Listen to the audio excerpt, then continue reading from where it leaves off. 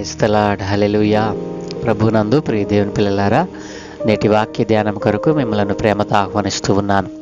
నేటి వాక్య ధ్యానముగా కీర్తనల గ్రంథము 34వ అధ్యాయము 12వ వచనాన్ని చదువుకొని ధ్యానం చేసుకుందాం. బ్రతుకగోరువాడెవడైనా ఉన్నాడా? మేలు నందుచు అనేక దినములు బ్రతుకగోరువాడెవడైనా ఉన్నాడా? ఆమెన్. ప్రభునందు ప్రియ దేవుని పిల్లలారా, చదువుకునబడిన లేఖ నిమిత్తమే ప్రార్థన చేద్దాం. అందరూ కళ్ళు మూసుకుని ప్రార్థనలో ఏకీభవించండి. దయగలిగిన మా ప్రియ పరలోకపు తండ్రి, గొప్ప దేవ, మీ ఘనమైన ఉన్నతమైన శ్రేష్టమైన నామానికి వేలాది కోట్లాది స్తోత్రాలు నాయన. ఏ మంచి లేని మా జీవితంలో మీరు మాకిచ్చిన ఈ సమయాన్ని బట్టి వందనాలు అయినా. ఈ సమయంలో మేము చదువుకున్న ఈ లేఖన భాగాన్ని మా కొరకు దీవించండి. ఘనత మహిమ ప్రభావాలు మీరు మాత్రమే పొందుకోమని యేసయ్య పరిశుద్ధ నామమున అడుగుచున్నాము తండ్రి, ఆమెన్. ప్రభునందు ప్రియ దేవుని పిల్లలారా, బ్రతుకగోరువాడు ఎవడైనా ఉన్నాడా? మేలు నందుచు అనేక దినములు బ్రతుకగోరువాడు ఎవడైనా ఉన్నాడా అని ఇక్కడ రెండు ప్రశ్నలు మనకు కనపడతా ఉన్నాయి. రెండు ప్రశ్నలలో కూడా బ్రతుకగోరువాడు ఎవడైనా ఉన్నాడా అని ఇక్కడ మనకు కనపడుతూ ఉంది. బ్రతకడం అంటే ఏమిటి? ఈ రోజున మన జీవితంలో మనం చూసినట్లయితే చాలామంది మనము ఈ భూమి మీద బ్రతుకుతూ ఉన్నాం. అనేక జాతులు ఈ భూమి మీద బ్రతుకుతూ ఉన్నాయి. ఆ జాతులలో మానవులు ఉన్నారు, ఆ జాతులలో జంతువులు ఉన్నాయి, సమస్త పక్షులు జీవరాశులు ఉన్నాయి. ఈ ప్రకృతి అంతటిని చేసినవాడు దేవుడు. ఈ ప్రకృతిలో ఉన్న జీవరాశిని, ఈ ప్రకృతిలో ఉన్న జలరాశులను సమస్తమును చేసినవాడు దేవుడు. ఈ భూమి మీద అనేకము బ్రతుకుతూ ఉన్నాయి, అనేకము జీవిస్తూ ఉన్నాయి. అన్నిటికీ దేవుడు ఆయా కాలములలో ఆయా అవసరతలను తీరుస్తూ ఉన్నాడు. దేవుడు తన పనిని చాలా జాగ్రత్తగా చేస్తూ ఉన్నాడు. తన పిల్లల పట్ల, తను చేసిన సృష్టి పట్ల, ప్రకృతి పట్ల ఆయన బాధ్యత కలిగి ఆయన నిర్వర్తిస్తూ ఉన్నాడు. తన స్వరూపములో చేసుకున్న మానవుని విషయంలోకి వస్తే మరి అన్నీ దేవుడు అనుగ్రహిస్తూ ఉంటే, ఇది నాది, ఇది నా జ్ఞానం వల్ల నేను సంపాదించుకున్నానని చెప్పి మానవుడు దేవునిని ధిక్కరించి బ్రతుకుతూ ఉన్నాడు. ప్రియ దేవుని పిల్లల ఆలోచన చేస్తే బ్రతకడం అంటే ఏమిటి?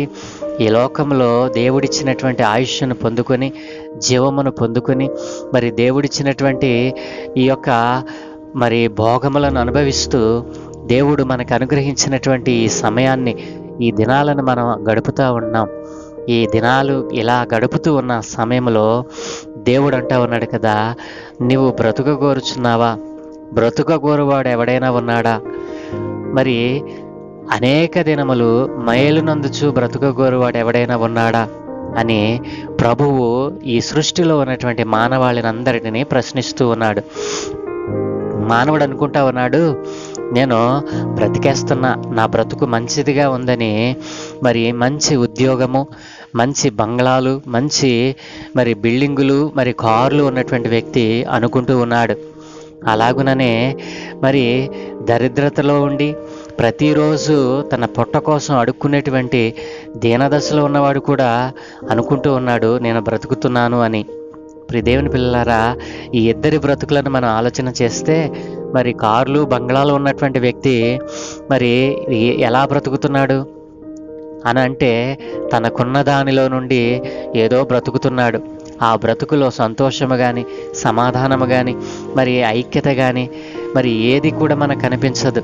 అలాగనే రెండో వ్యక్తిని మనం చూస్తే దరిద్రుడు. ఈ దరిద్రుడిని మనం చూసినట్లయితే ఏ రోజు కావలసిన దానికోసం పాకులాడుతాడు. అది దొరికినప్పుడు తిని మరి తృప్తిగా పడుకుంటాడు. ఇక మరి మరలా దానికోసం ప్రయత్నం చేయడు. ఇది కూడా ఆడు కూడా అనుకుంటాడు, నేను బ్రతుకుతున్నాను అని. ప్రియ దేవుని పిల్లరా, ఈ రెండు బ్రతుకులు ఒక బ్రతుకేనా? విలాసవంతమైన బంగ్లాలు ఉండి కార్లలో తిరుగుతున్నటువంటి వ్యక్తి బ్రతికేటువంటి బ్రతుకు ఒక బ్రతుకేనా? అలాగుననే ఒక్క పూట కూటి కోసం కూడా గతి లేనటువంటి వ్యక్తి అడుక్కుని మరి సంపాదించుకుని తిని మరి ఏ విధమైనటువంటి మరి ప్రయత్నం చేయకుండా ఉన్నటువంటి వ్యక్తి బ్రతికేటువంటి బ్రతుకు ఒక బ్రతుకేనా? ఎప్పుడైనా ఆలోచన చేశారా? ఇది బ్రతుకు కాదండి. దేవుడు అంటా ఉన్నాడు, నీకు మంచి బ్రతుకునివ్వాలని ఆశపడతా ఉన్నాడు. ఆ బ్రతుకులో మేలుతో నింపాలనుకుంటున్నాను. నీ బ్రతుకును మేలుతో నింపాలని దేవుడు ఆశపడతా ఉన్నాడు. అలాంటి బ్రతుకు నీకు కావాలా? ఎలాంటి బ్రతుకు నీకు కావాలని ఆశపడతా ఉన్నావు? ఒకవేళ మేలుకరమైన జీవితమును, మేలుకరమైన బ్రతుకును దేవుడు నీకు ఇవ్వాలని ఆశపడతా ఉన్నాడు. నీవు బ్రతుకు దినములన్నీ కూడా మేలును అనుభవించేవానిగా నీవు మారాలంటే నీకు ఏమి కావాలని దేవుడు అడుగుతున్నాడో తెలుసా? నీ జీవితంలో నీవు మేలును అనుభవించచ్చు బ్రతకాలంటే ఈ కింద చెప్పబడినటువంటి మాటలు, ఒకవేళ ఈ లక్షణాలు నీలో ఉన్నాయేమో ఒకసారి పరిశీలన చేసుకో. ప్రియ దేవుని పిల్లలారా, 13వ వచనం మనం చూసినట్లయితే, ఎవడైతే బ్రతుకగోరాలని ఆశపడతా ఉన్నాడో, ఎవడైతే మేలు నందుచు అనేక దినాలు బ్రతకాలని ఆశపడతా ఉన్నాడో వానిలో ఉండకూడని మొదటి లక్షణం ఏంటో తెలుసా? చెడ్డ మాటలు పలకకుండా నీ నాలుకను కాచుకోవాలి. మొదటిది ఏంటండి? మేలు నొందుచు అనేక దినాలు నేను బ్రతకాలి అని ఆశపడుతూ ఉన్నావా?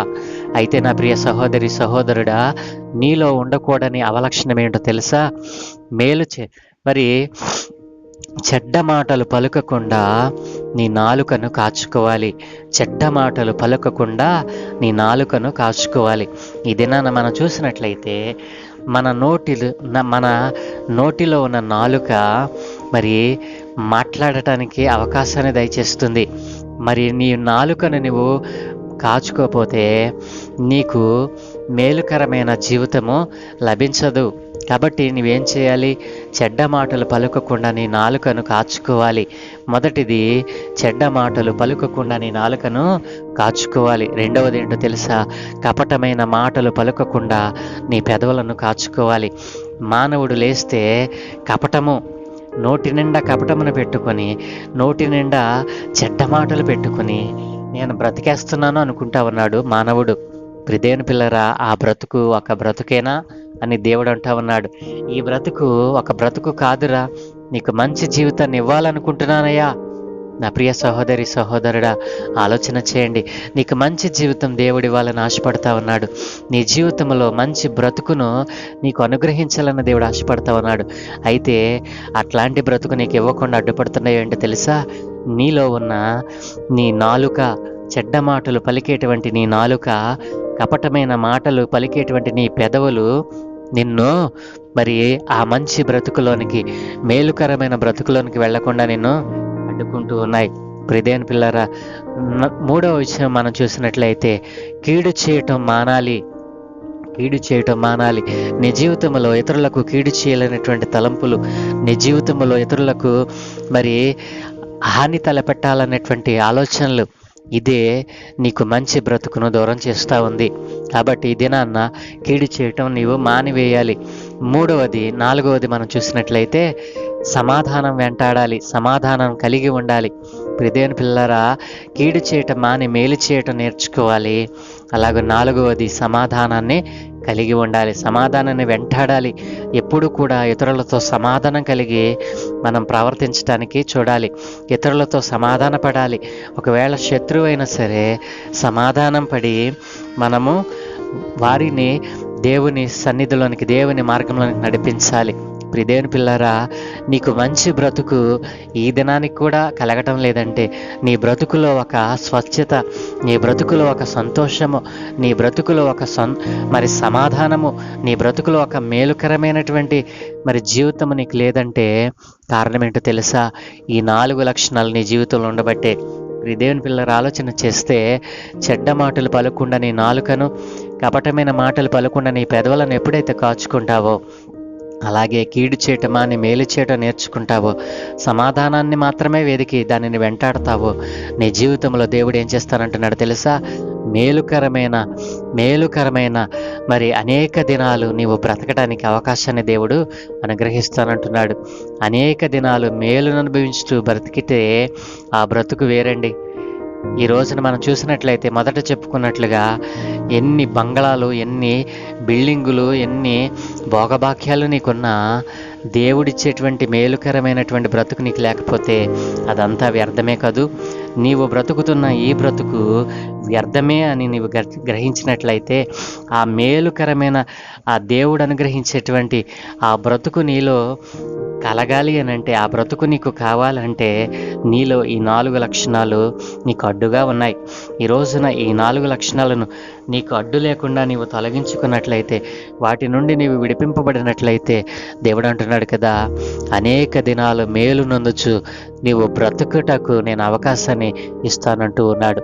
దేవుని పిల్లారా, ఇవే మాటలు మనం చూసినట్లయితే 1 పేతురు 3వ అధ్యాయము 10వ వచనం నుండి 12వ వచనం వరకు మనం చూసినట్లయితే, జీవమును ప్రేమించి మంచి దినములు చూడగోడువాడు చెడ్డదానిని పలుకుకుండా తన నాలుకను, కపటపు మాటలు చెప్పకుండా తన పెదవులను కాచుకొనవలెను.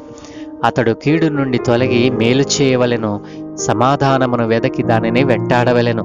ప్రభువు కన్నులు నీతిమంతుల మీదను, ఆయన చెవులు వారి ప్రార్థనల వైపునను ఉన్నవి కానీ ప్రభువు ముఖము కీడు చేయు వారికి విరోధముగా ఉన్నది. కాబట్టి ప్రియ దేవుని పిల్లరా, కీర్తనకారుడు చెప్పినటువంటి ఈ మాటలే పేతురు భక్తుడు తన పత్రికలు వ్రాస్తూ అంటున్నాడు. దేవుని పిల్లలు, కాబట్టి మంచి బ్రతుకు కావాలని ఆశపడుతూ ఉన్నావా? కీడు చేయటం మానాలి. చెడ్డ మాటలు పలకకుండా నీ నాలుకను, కపటమైన మాటలు పలకకుండా నీ పెదవులను కాచుకోవాలి. ఇదే మాటను యాకోబు భక్తుడు తన పత్రికలో ఉటంకిస్తూ అంటూ ఉన్నాడు. యాకోబు పత్రిక 1వ అధ్యాయం 26వ వచనములో, ఎవడైనను నోటికి కళ్ళెము పెట్టుకొనక తన హృదయమును మోసపరుచుకొనుచు భక్తి గలవాడనని అనుకుని ఎడల వాని భక్తి వ్యర్థమే అంటూ ఉన్నాడు. కాబట్టి ప్రియదేని పిల్లలు, చాలామంది ఈ రోజున సమాజంలో ఉన్నటువంటి దేవుని పిల్లలైన వారు ఇలాగుననే ఉన్నారు. కాబట్టి నీ నోటికి కళ్ళెమ్మ పెట్టుకొనకపోతే నీ హృదయమును మోసపుచ్చుకొనొచ్చు. భక్తి గలవాడినని అనుకుంటున్నావేమో, నీ భక్తి వ్యర్థమని దేవుడు మాట్లాడుతూ ఉన్నాడు. కీడు చేయటం మానాలి, మేలు చేయటం నేర్చుకోవాలి. సమాధానమనే వెదకాలి కానీ దానిని వెదకాలి, దానిని వెంటాడాలి. దేవుడు హెబ్రీయులకు రాసిన పత్రిక 12వ అధ్యాయము 14వ వచనములు అంటున్నాడు కదా, అందరితో సమాధానమును పరిశుద్ధతయు కలిగి ఉండుటకు ప్రయత్నించండి. పరిశుద్ధత లేకుండా ఎవడును ప్రభువును చూడలేడు. కాబట్టి ప్రియ దేవుని పిల్లలారా, ఈ ఉదయకాలమున దేవుడు మనకిచ్చినటువంటి ఈ వాగ్దానమును, ఈ దేవుని మాటలను విన్నావు కదూ. నీ జీవితంలో మేలుకరమైన బ్రతకాలని ఆశపడితే నాతో కలిసి చిన్న ప్రార్థన చేయి. సకల ఆశీర్వాదముల కారణభూతులైన తండ్రి, మా మంచి దేవా, మీ ఘనమైన ఉన్నతమైన మనకి స్తోత్రాలనైనా, ఏ మంచి లేని మా జీవితంలో మరొక నూతన ఉదయాన్ని అనుగ్రహించావు తండ్రి. ఈరోజు మీరు మాతో మాట్లాడినటువంటి మాట, బ్రతుకగోరువాడు ఎవడైనా ఉన్నాడా? మేలు అనుభవించుచు అనేక దినములు బ్రతుకగోరువాడు ఎవడైనా ఉన్నాడా అని నీవు ప్రశ్న వేస్తూ మాతో మాట్లాడావు. అవును తండ్రి, ఈ రోజున మానవుడు బ్రతుకుతున్న బ్రతుకు అనేక సమస్యల గుండా, అనేక శోధనల గుండా వెళుతూ ఉండగా, అయా మంచి బ్రతుకు ఇవ్వాలని నేను ఆశపడుతూ ఉండగా, ఆ మేలుకరమైన బ్రతుకు పొందుకోవాలంటే ఈ 4 లక్షణాలను విడిచిపెట్టమని నీవు సెలవిచ్చావు తండ్రి. ఎవరైతేనైనా చెడ్డ మాటలు పలుకుతూ తన నాలుకను అదుపు చేసుకోనకుండా ఉంటూ ఉన్నాడు, మేలు చేయకుండా కపటమైన మాటలు కలిగి చెడ్డ మాటలు నోటి నిండా కలిగి ఉన్నాడు, మేలు చేయటం మాని కీడు చేస్తూ ఉన్నాడు, సమాధాన పడవలసిన సమయంలో అసమాధానం పడుతూ అందరితోనూ ఇదిగోనైనా ఏకీభవించని మనసు కలిగి ఉన్నాడు.